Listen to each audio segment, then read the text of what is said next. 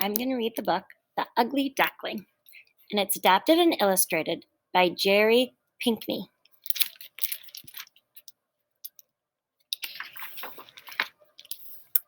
The Ugly Duckling.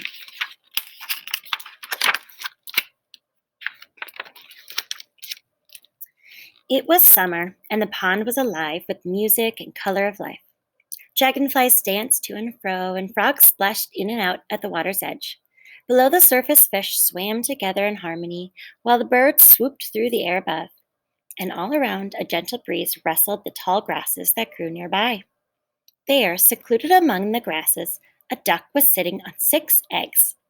5 of the eggs were small, but the 6th egg was oddly shaped and much larger than the others.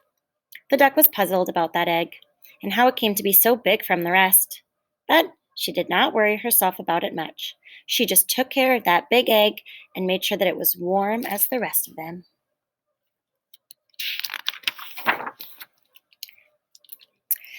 This was the first set of eggs that the duck had ever laid, and she was very pleased and proud. One day, she saw tiny cracks on 2 of them.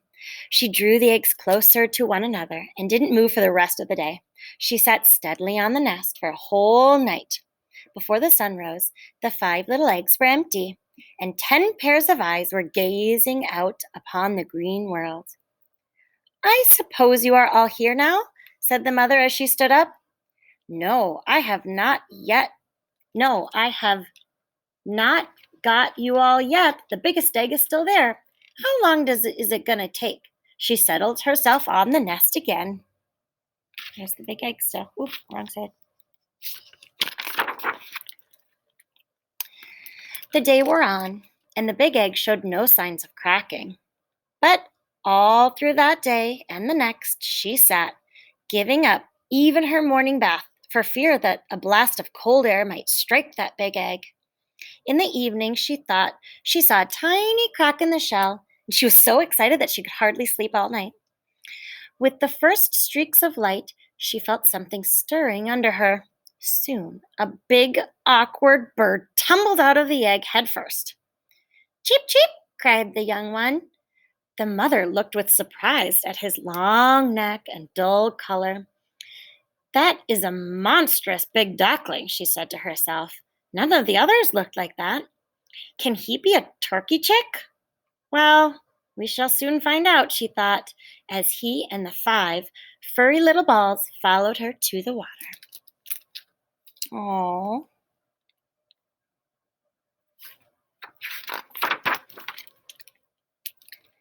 "Did you ever see anything quite as ugly as that great creature one of the ducks in the yard taunted as the family walked by?" "He is a disgrace to any mother," another agreed. "I shall go and chase him." And he ran to the big duckling and bit his neck. "Leave him alone," the mother duckling said fearlessly. "He is doing no harm." "No, but he is so ugly that no one can put up with him," answered the stranger. And the poor duckling drooped his head. "He may not be quite as handsome as the others," his mother answered, comforting him, "but he is tall and very strong, and I am sure that he will make his way into the world as well as anybody else." That is so sad. Not very kind, is it?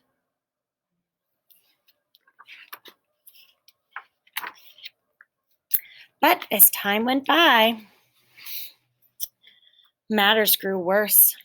The poor duckling was chased by all of them, even his brothers and sisters. The ducks bit him, the hens pecked him, and the girl who fed them kicked him aside. At last he could bear it no longer, and one night, when the ducks and hens were still asleep, he stole away. By dawn, he had reached a grassy moor full of soft, marshy places. It was peaceful there, and the ducklings wished that he might stay forever away from anyone. Until bang, bang! At the sound of the gun, the whole flocks of wild geese flew up from the rushes. Sportsmen lay hidden around the marsh, and even some sat on branches of the trees that overhung the water. For a few long minutes, the firing continued. How scary. Luckily, the duckling could not fly, and he floundered along through the water till he could hide himself among some tall ferns. But hunting dogs were wandering about in the swamp, splash, splash, splash, and just at that moment a frightful dog appeared beside him. His tongue hung right out of his mouth, and his eyes glared wickedly.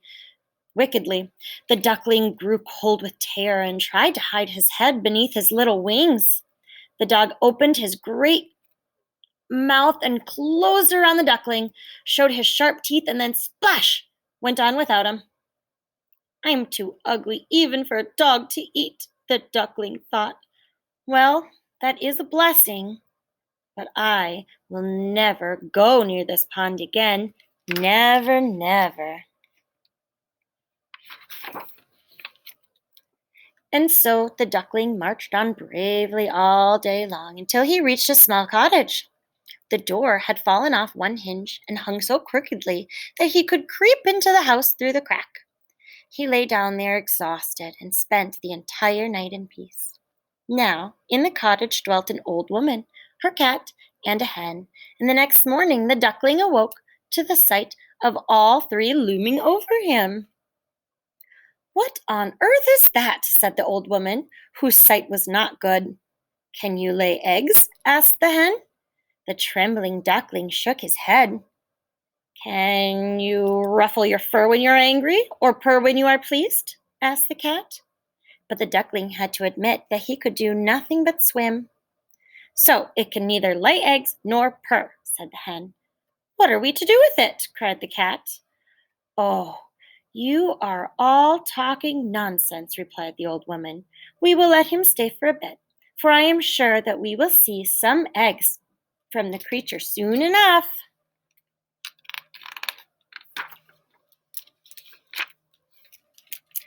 The duckling remained there for 3 weeks, but he laid not a single egg.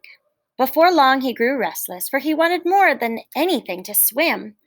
What's the matter? Asked the hen. I am so longing to float in the water again, said the duckling.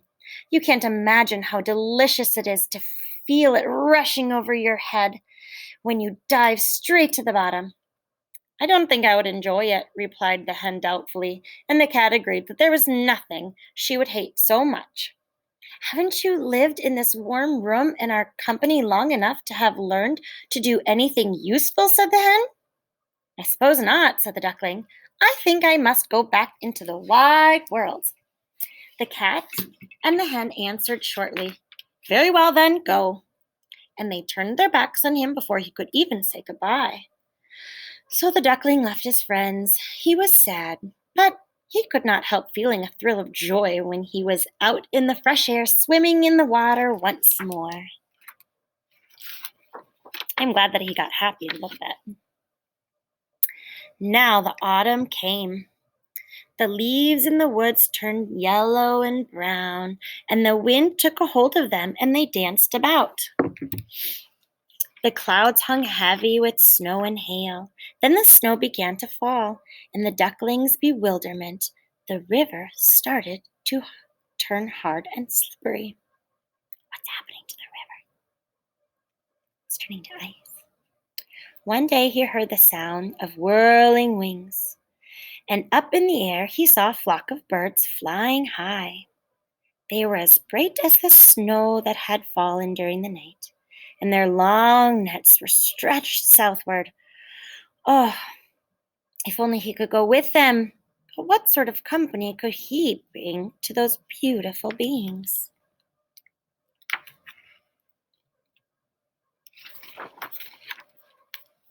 Every morning it grew colder and colder, and the duckling had to swim about in the water to keep it from freezing. At last, during one bitter night, his leg moved so slowly that the ice crept closer and closer. When the morning light broke, he was caught fast.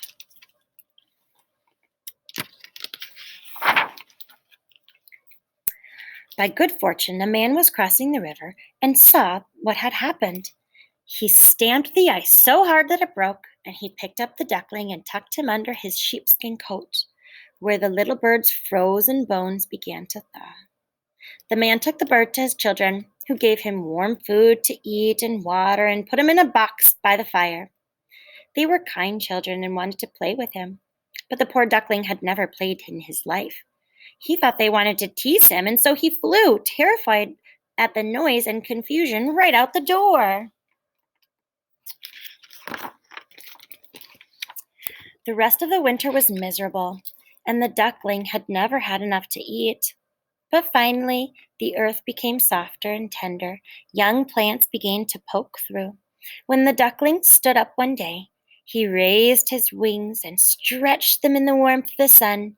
He flapped them once, and then again, and again, with a strength he had never felt before.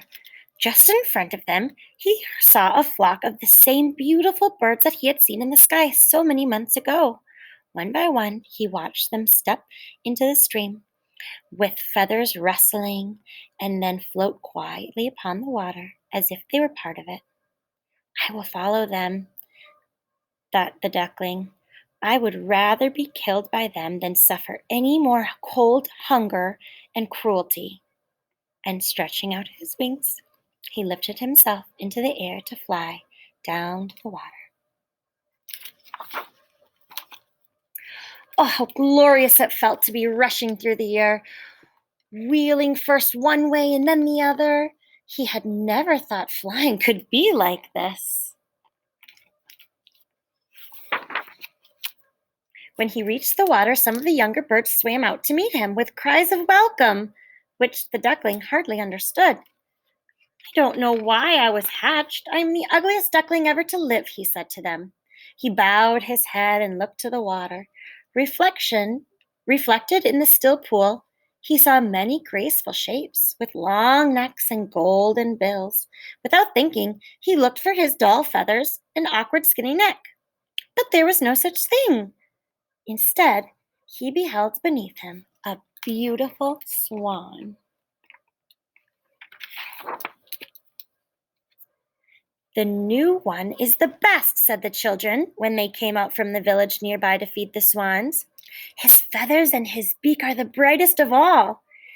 And when he heard that, the swan knew that it was worth having undergone all of that suffering and loneliness that he had.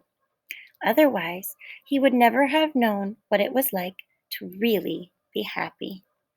The lilacs bent their bows down to the water before him. The bright sun was warm and cheering. He rustled his feathers and raised his slender neck aloft, saying with pure joy in his heart, I never dreamed of such peace.